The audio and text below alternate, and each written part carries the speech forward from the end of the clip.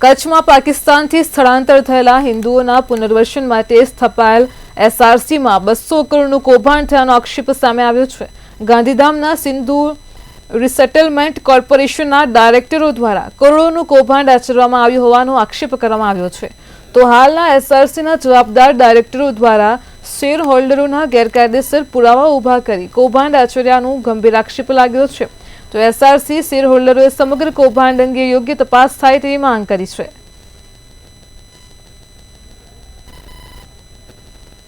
मैंने police complaint भी registered की है डीवाईएसपी अंजार से।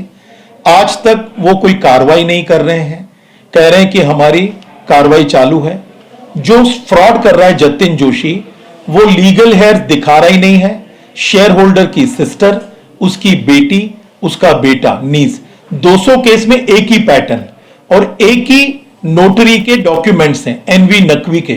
ये कोइंसिडेंस नहीं है।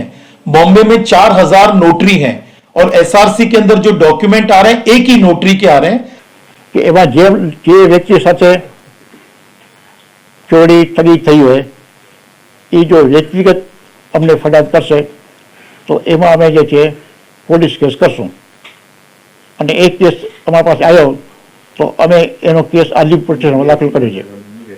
मात्र एटલું જ કહેવાનું છે કે એ વ્યક્તિ મારા પાસે આવવો જોઈએ, એનો દલાલ, એનો ભાગીદાર, કે